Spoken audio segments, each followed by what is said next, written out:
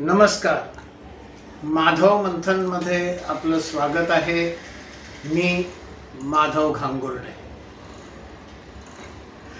मला आठवत आहे 1967 साली संघाचा त्यावेळचा महाराष्ट्र प्रांत म्हणजे विदर्भ सोडून महाराष्ट्र आणि त्याच्यासोबत गोवा असं मिळून संघाच्या संघटनात्मक रचनेत महाराष्ट्र प्रांत होता.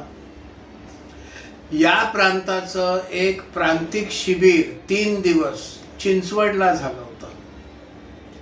मी तेव्हा शाळेत होतो. आमचे वडील त्या शिबिराला 3 दिवस गेले होते. त्या चिंचवडच्या शिबिरात मी जो उल्लेख केला त्या महाराष्ट्र प्रांतातले 10,000 स्वयंसेवक 3 दिवसासाठी आले होते. त्यावेळचे संघाचे सरसंघचालक गोळवलकर गुरुजी हे 3 दिवस त्या शिबिरामध्ये उपस्थित होते. आणि त्यानंतर याच महाराष्ट्र प्रांताचं तशा प्रकारचं मोठं भव्य शिबिर हे 1983 साली, त्यावेळेला मी संघाचा प्रचारक होतो, पुण्याजवळ तळजाईच्या टेकडीवर झालं. आणि त्या शिबिराला 35,000 स्वयंसेवक पूर्ण गणवेशात उपस्थित होते. आणि त्यावेळेचे सरसंघचालक बाळासाहेब देवरस हे 3 दिवस उपस्थित होते. संघाचे सगळे वरिष्ठ अधिकारी उपस्थित होते. त्याची जेव्हा सुरुवात झाली तयारीला, त्यावेळेला 25,000 येतील असा अंदाज होता. आणि मग जसजसं शिबिराच्या तारखा जवळ आल्या तसतसं लक्षात आलं की जवळजवळ 35-36 हजार स्वयंसेवक येतील. त्यानंतर तशा प्रकारचा मोठा कार्यक्रम हा पश्चिम महाराष्ट्राचा काही वर्षापूर्वी सज्जन शक्ती संमेलन म्हणून काही तासांचा कार्यक्रम झाला. पण मी जो काळ उल्लेख केला 70चं दशक 80चं दशक, त्या काळामध्ये ठिकठिकाणी संघाने अशा प्रकारचे मोठ्या संख्येची शिबिरं किंवा काही तासांचे, काही हजारांचे किंवा एखाद्या लाखाचे कार्यक्रम पूर्ण गणवेशात हे संघाने घेतले. आणि मग साधारणपणे एक 10 वर्षापूर्वी संघानं असं ठरवलं आता मोठे कार्यक्रम करायचे नाहीत, कुठल्याही प्रांताला मोठा कार्यक्रम करायची परवानगी नाही असं संघानं ठरवलं. आणि त्यानंतर कोकण प्रांतामध्ये अशाच प्रकारची तालुका स्तरावर संघाच्या कार्यकर्त्यांचे कार्यक्रम झाले. संघाच्या स्वयंसेवकांचे पूर्ण गणवेशात कार्यक्रम झाले. मग एकेका तालुक्याच्या कार्यक्रमामध्ये 200, 400, 500, 700 स्वयंसेवक पूर्ण गणवेशात यायचे. हाच प्रकार हिंदू संमेलनांच्या विषयी झाला. पहिलं विश्व हिंदू संमेलन हे प्रयागला झालं. विश्व हिंदू परिषदेच्या स्थापनेनंतर प्रयागच्या कुंभमेळ्याच्या वेळेला 1969 साली झालं. तशा प्रकारचं 4ही पीठांचे पूजनीय शंकराचार्य आणि अनेक मठांचे, आखाड्यांचे साधू संत आणि देशभरातले हिंदू हे त्या प्रयागच्या कार्यक्रमात उपस्थित होते. त्यानंतरच्या काळामध्ये ठिकठिकाणी हिंदू संमेलनं झाली. 1985 नंतर राम जन्मभूमीचा विषय आला. त्याच्याही आधी एकात्मता यात्रा, गंगाजल आणि भारतमातेची मूर्ती घेऊन एकात्मता यात्रा झाल्या. असे भव्य कार्यक्रम हे त्या काळामध्ये देशभर ठिकठिकाणी एका पाठोपाठ एक जवळजवळ 10 वर्षापूर्वीपर्यंत म्हणजे 1970, 75, 80 पासून जे हे कार्यक्रम सुरू झाले. आणि मग अशा प्रकारचे कार्यक्रम घ्यायचे नाहीत असं ठरलं. आणि आता संघाच्या शताब्दी निमित्त वस्ती पातळीवर, वस्ती स्तरावर हिंदू संमेलनाचे कार्यक्रम हे सर्वत्र सुरू आहे. संघाच्या स्थापनेच्या शताब्दी निमित्त हे कार्यक्रम सुरू आहेत. कुठेही मोठा कार्यक्रम शताब्दीच्या निमित्ताने संघानं केला नाही. मला आठवत आहे संघाच्या कामाला 60 वर्ष जेव्हा पूर्ण झाली तेव्हा ठिकठिकाणी कार्यक्रम केले गेले. 1989 साली डॉक्टर हेडगेवारांच्या जन्मशताब्दीनिमित्त सगळीकडे मोठे मोठे कार्यक्रम झाले आणि दिग्गज वक्ते हे या कार्यक्रमात उपस्थित होते. हजारोंच्या संख्येने ते कार्यक्रम केले.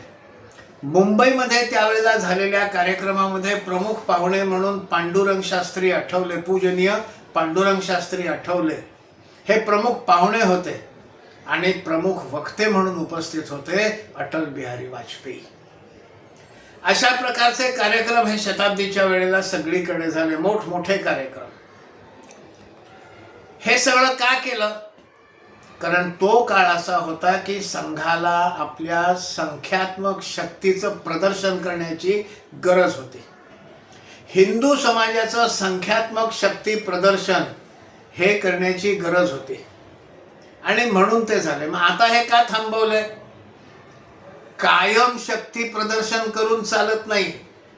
संघाचा विषय आता समाजामध्ये तळागाळापर्यंत गेला पाहिजे आणि शताब्दी निमित्त अशा प्रकारचे कार्यक्रम हे मायक्रो लेवलवर करायचे, त्याचं मायक्रो मॅनेजमेंट करायचं. ही चर्चा जवळजवळ 6-7 वर्षापूर्वीच संघात सुरू झालेली आहे की शताब्दी येते, शताब्दी निमित्त हे करायचं. अनेकांना असं वाटत होतं संघ शताब्दी निमित्त भव्य कार्यक्रम, मोठ्या शक्तीचं प्रदर्शन सगळीकडे करेल. संघाने तसं नाही केलं.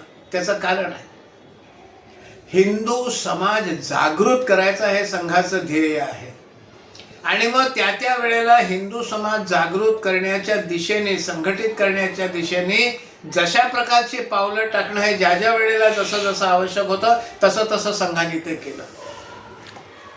मग शताब्दी निमित्त भव्य कार्यक्रम, मोठे कार्यक्रम हे केले नाहीत. संघाने 3 प्रकारचे कार्यक्रम केले. एक केला प्रबुद्ध वर्गासोबत संवाद. मग काही मोठ्या ठिकाणी, मोठ्या शहरांमध्ये त्या ठिकाणची सगळी प्रबुद्ध मंडळी, मग त्याच्यात उद्योगपती असतील, कला क्रीडा क्षेत्रातले लोक असतील, साहित्यिक असतील, पत्रकार असतील, विचारवंत असतील, समर्थक असोत, विरोधक असोत, सगळ्यांना त्या कार्यक्रमाला बोलावलं आणि संघाविषयीची माहिती आणि प्रश्नोत्तरं केली. मग ज्या ठिकाणी मोठी शहरं आहेत, मुंबई आहे, दिल्ली आहे, बंगळुरू आहे, अशा ठिकाणी संघाचे सरसंघचालक गेले आणि त्यांनी ते कार्यक्रम घेतले. मग त्यानंतर जी छोटी शहरं वगैरे आहेत तिथे मग संघाचे वेगवेगळे वरिष्ठ कार्यकर्ते हे त्या ठिकाणी गेले, पण कार्यक्रमाचा ढाचा मात्र तोच होता. संघाचा विषय मांडायचा आणि त्याला धरून मग प्रश्नोत्तर. कारण मग संघाचा विषय हा समाजातल्या या प्रबुद्ध वर्गामध्ये निरनिराळ्या क्षेत्रात कार्यरत असलेल्या लोकांपर्यंत जावं, हा एक उद्देश. दुसरा उद्देश समाजामध्ये 5 प्रकारची परिवर्तनं पुढल्या काळामध्ये घडवायची आहेत आणि म्हणून पंचपरिवर्तनाचा विषय घेऊन संघाचे स्वयंसेवक हे गृहसंवादासाठी गेले, घरोघर गेले, लोकांशी संवाद साधायचा प्रयत्न केला. मग काही ठिकाणी आम्ही संघाचे आहोत म्हटल्याबरोबर धाडकन दरवाजा बंद करण्यापासून त्याने संघाचे आहात का, या आत या, बसा, चर्चा केली, थोडा चहा घ्या, अशा सगळ्या प्रकारचं स्वागत हे त्या ठिकाणी झालं आणि पंचपरिवर्तनांची चर्चा केली. काय आहेत ही पंचपरिवर्तनं?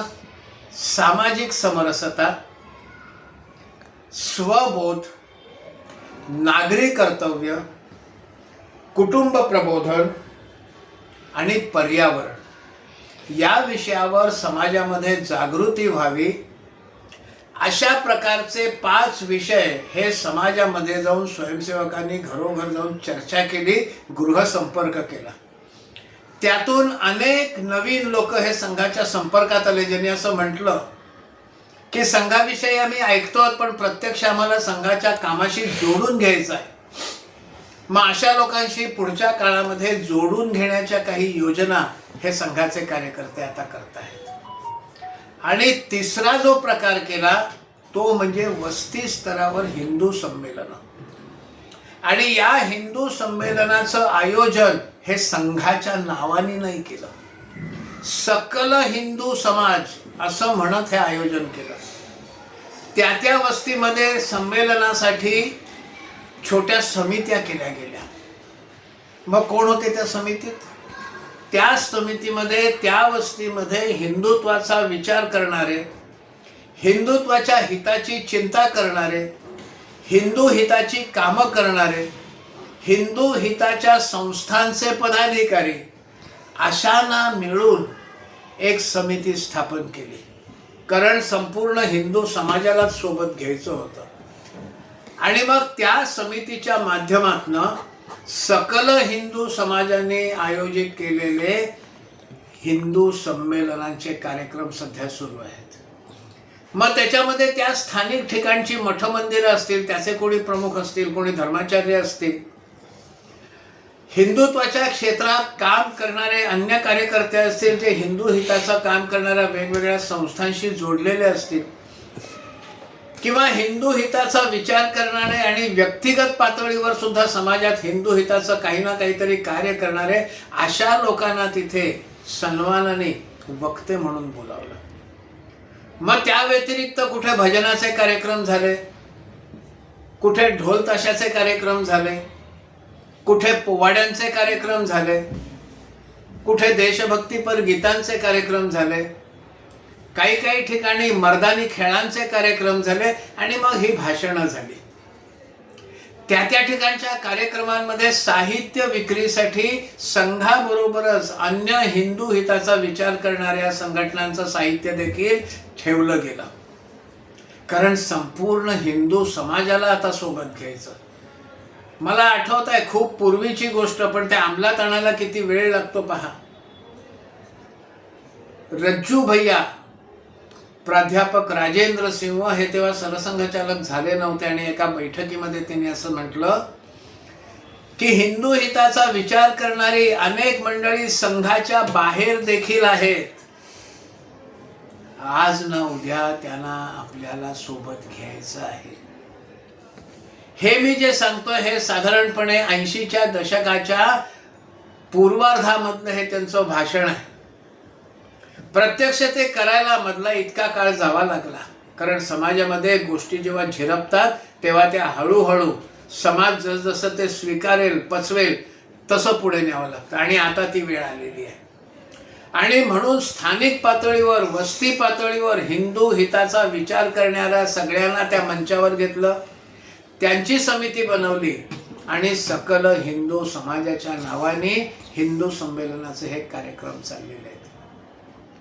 म्हणजे एक काळ होता की जिथे भव्य हजारोंच्या संख्येमध्ये, काही ठिकाणी लाखाच्या संख्येमध्ये हिंदू संमेलनं किंवा गणवेशातले संघाचे कार्यक्रम असे भव्य रूप हे संघाने समोर ठेवलं, प्रस्तुत केलं. आताच्या काळामध्ये हे समाजापर्यंत, खालपर्यंत झिरपायला पाहिजे. राम जन्मभूमीच्या माध्यमातून प्रचंड हिंदू जागृती झाली, पण तिथून पुढे हे जर इंग्रजीमध्ये ज्याला कन्सोलिडेट करायचं असेल, स्थायी रूप आणायचं असेल, तर हे आता वस्तीपर्यंत हा विषय हा गेला पाहिजे. आणि आपल्याला सर्वांना विनंती आहे, आपल्या वस्तीमध्ये जे हिंदू संमेलन होईल त्याला उपस्थित तर राहाच, पण त्या ठिकाणी कोण कोण लोक आलेले आहेत हे जर बघितलं तर लक्षात येईल की एखादं भव्य हिंदू संमेलन घेतलं तर कदाचित तिथपर्यंत जाणार नाही ती मंडळी, पण वस्ती पातळीवर घेतलं तर ते तिथे जातील. आणि मग आपल्याला लक्षात येईल वस्ती पातळीवर जी हिंदू संमेलनं झाली त्याची जी एकूण संख्या आहे ही भव्य हिंदू संमेलनांपेक्षा मोठी होते.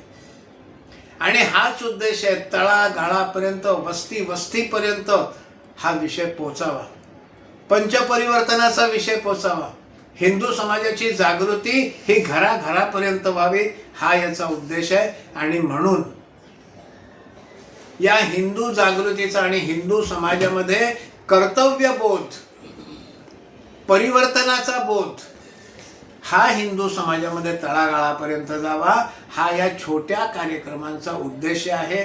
त्यामुळे 3 प्रकारचे कार्यक्रम, एक तर प्रबुद्ध वर्गासोबत संघाविषयीची चर्चा, प्रश्नोत्तर हा एक. दुसरं गृहसंवाद, स्वयंसेवक लोकांच्या घरोघरी गेले, पत्रकं दिली, जिथे जेवढी चर्चा करणं शक्य होतं तिथे चर्चा केली.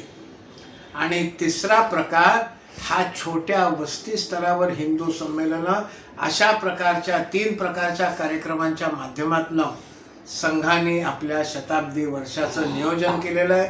पुढल्या काळामध्ये वस्तीपर्यंत संघाच्या बाहेरची सुद्धा जी सज्जन शक्ती आहे ती एका ठिकाणी यावी असा हा प्रयत्न आहे. म्हणून हे छोटे कार्यक्रम संघाने शताब्दी निमित्त केलेले आहे. हा विचार आपल्याला कसा काय वाटला त्याबद्दल अभिप्राय तिकडच्या कमेंट बॉक्समध्ये लिहा. मी जे म्हणतो ते पटलं असेल तर लाईक करा, शेअर करा आणि चॅनल सबस्क्राईब करा ही नम्र विनंती.